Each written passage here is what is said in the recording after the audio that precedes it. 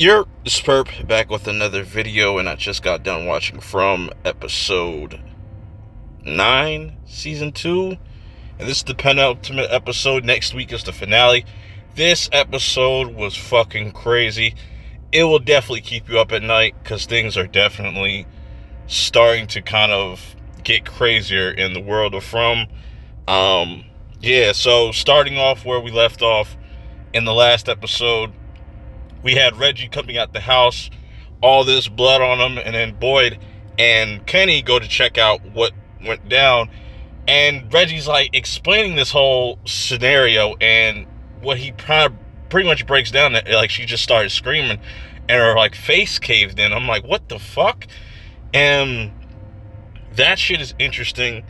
That leads into something later on that plays out in this episode, where now Boyd has to tell Judy and Kenny and everybody over at at the colony house do not fall asleep, because we got an interesting theory going on. But picking up where Randall was at the end of the episode, he tied Donna to a tree, and pretty much Jim's like, what the fuck, bro? What is it? This was not the plan. And I like how Randall tries to throw all this blame onto Jim, be like, this was your idea. You were the one that kind of put this in my head. And Jim's like, no, this is not what I signed up to do. And good thing that Boyd kind of showed up in the nick of time and pretty much says, look, put the knife down. We're going to take Donna out of this, off this tree. Meanwhile, back at the town, Jade and all them show up to Julie and stuff like that. They all kind of show up at the crib. That's Kenny's mom's crib. I'm tripping. But something's going on with Ethan. Ironically, he's wearing white. I have some theories. I'm going to wait till the end of the episode to kind of talk about that. While that is going on, you have Kenny and Sarah kind of holding it down, because everybody has to kind of stay up and just stay with a group of people to just kind of make sure people don't fall asleep. And this gets really interesting as Sarah starts to talk about how Nathan used to have dreams or nightmares about cicadas. And she has this theory that maybe the people that die here, their nightmares stay in the forest, which it would be really interesting, because then the monsters could be more attached to what was going on with Victor. So let me know how you guys feel about that. And then they pan to Colony House, where you have Reggie starting to kind of cause a panic around there, and he's just freaking out, and Fatima is just trying to kind of hold things down, take up for Donna's position, and obviously Ellis is there to kind of back her up. Then we go back to Jim, Randall, Boyd, and Donna. They have to kind of post up in the RV just to kind of get out of the way, because it's about to be sundown and you don't want to be out there, obviously. But Randall just keeps causing more and more issues. They would have been able to kind of dip out if Randall didn't throw the keys and stuff like that. He just want to be super extra. Boyd has to constantly debo his ass and just be like, look, I lost so many people, so don't fucking play with me. I won't hesitate to pop your ass. And that was really dope. Then meanwhile, you have Christy getting Marielle kind of situated by her bed and stuff like that, and she's starting to kind of tweak out a little bit. Ellis is just really excited about this kid, but also really nervous, because he has these thoughts of, yo, maybe this baby's gonna just crawl out of her stomach, which would be fucking insane if they really went that far. But hopefully he doesn't fall asleep and dream about that, because that could come to fruition. And I don't know, man, that would be pretty fucking crazy for this show to do that. Then we see Tabitha and Jade kind of talking about these photos, and Tabitha she brings back up the lighthouse, and she feels like the way to kind of figure everything out is if we go to that lighthouse and try to free these kids. That might be the only way. Jade probably has some other thoughts in his head. Speaking of thoughts in their head, Ethan is thinking about how everybody is watching the show. I just feel like everybody's going to die at one point, and he kind of gives everybody a scare. He's just in a really weird funk right now that he even kind of takes a little jabs at Victor, and his mom's like, damn, bro, like, what's going on with you? And Victor doesn't even, he kind of takes him on the chin. He's just like, all right, I understand. He's just kind of scared. But I'm just kind of trying to figure out what's going on with him. You know what I'm saying? I'm wondering where that's going to go. But anyways, we go back to the RV, and Boyd is getting ready to kind of test out his theory about the bio and trying to lace these whole tire bullets with that the bio juice and stuff like that. Randall's just looking at him crazy. But then Donna comes up with the idea, like, let him go outside and test it out. If he's so, willing to kind of get out of here and whatnot, he can make himself useful. But before they could do all that, the music box starts playing through the radio, and now everybody can hear that the monsters completely stop. And then Boyd says that, that's never a good sign. Whenever the music plays, bad shit usually comes out on the other end of that. So that was really fucking freaky for that to kind of happen while the monsters are out there. Donna was already kind of shocked, like, what the hell? They've never done that before. So now Marielle is really tripping right now, saying that she's seeing things, and you have Christy trying to kind of bring her back to Earth. She gets really personal, throwing jabs at her, saying, like, this is all your fault. And I really think that she believes that. And, Christy is still trying to kind of keep it together. Christy is such a great person because she's able to kind of take that. If that was me, I'd been like, all right, fuck it. I'm not going to help you.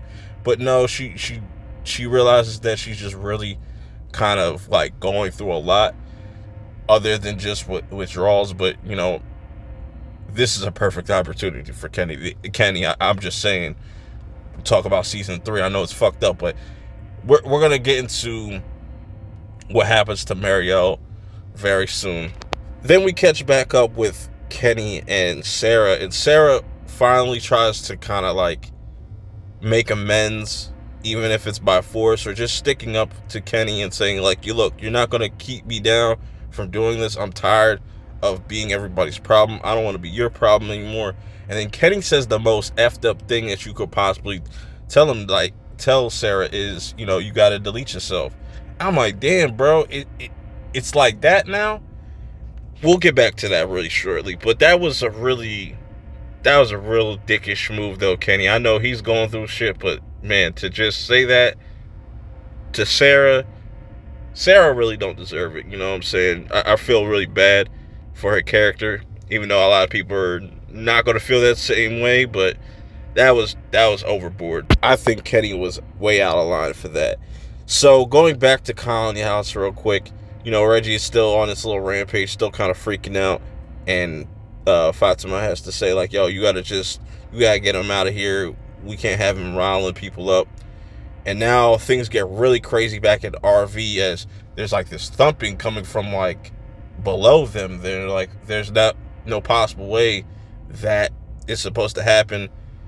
And the lights start to flicker, and then Boyd says, fuck it, I gotta go out there and try this, and starts busting out the windows. Randall takes sprinting off. He ends up getting caught up with the bugs, and I don't know if that's fatal, but it looks like, yeah, he might be dead just based off of, that whole poem or whatever we've heard, going back to what Kenny heard over the phone, and now Reggie heard that from his sister, and now that kind of gets brought up later on into this episode as well.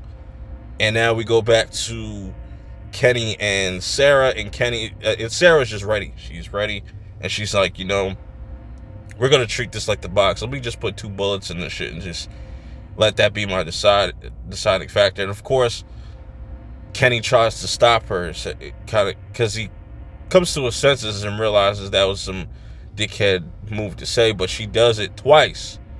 And I'm like, wow, bro. It's just like she was really ready to just off herself.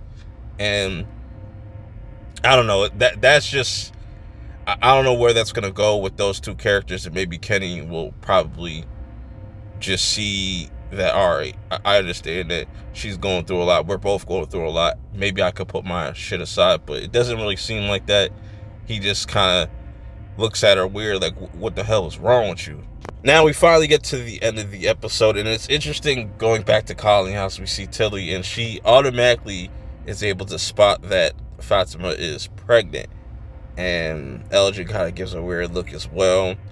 And then he starts to kind of remember his dream. Then we cut to Marielle, and she starts to kind of calm down a little bit. Christy leaves the room temporarily just to get her a drink, and then she gets attacked by bugs. And Christy is too late.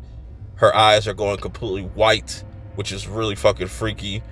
And Jim's trying to start to act bucked a little bit and trying to leave just to go see his family. He's really irritated. Boyd draws his weapon on Jim, but then gets called by Christy to help her upstairs.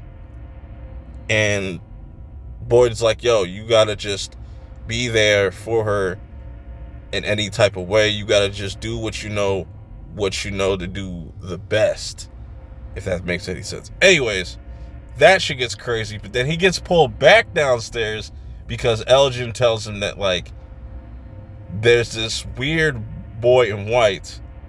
So the boy in white definitely is looking like he is something nefarious or malevolent or, whatever, evil, because he repeats the same thing to Elgin. And Bacta, she recognizes this whole nursery rhyme from her mom. So this is a whole thing, and it seems like it's going to take three people. It took Randall, and it took Marielle, and it looks like now it's going to take Julie. Which would be insane, but also makes sense, because it looks like Ethan has always been the next Victor. Because Victor also lost his sister. So what if Ethan lost his sister? That would be devastating. Talk about a loss, because I know a lot of people within the From community has talked about what major character could possibly die. Some people are talking about Donna, but I still think Donna and Boyd are good for now. But people that are on the chopping block are definitely not Tabitha, but maybe Jade. I was thinking maybe Jim, but I would not expect Julie to be on the chopping block. So this is going to be interesting. Are they going to be able to stop it from happening? Because if you look at it really closely, it looked like her face was being smushed, like it's going to break. That would be absolutely devastating for Ethan to witness. And not only witness, it would be Tabitha too, seeing that. And yeah, I don't know where they're going to go from here. And the fact that if Sarah's whole theory about them dreaming and whatever they're dreaming and they die in this place, that stuff becomes a part of that world, that's really scary. You know what I'm saying? Because Elgin was pretty much drowned. He drowned in the little bathtub. And maybe that was also some foreshadowing for some things to happen. But this episode was nuts. I spoke a little bit too much, but I want to know your thoughts about this episode. How do you think that this finale is going to play out? Will Julie survive, or will more people die other than just that? Or are they in just like a comatose type of state? Who knows? But this episode was nuts. Probably not going to be able to sleep tonight. Let me know your thoughts in comments below. Till next time, I'm out. Peace.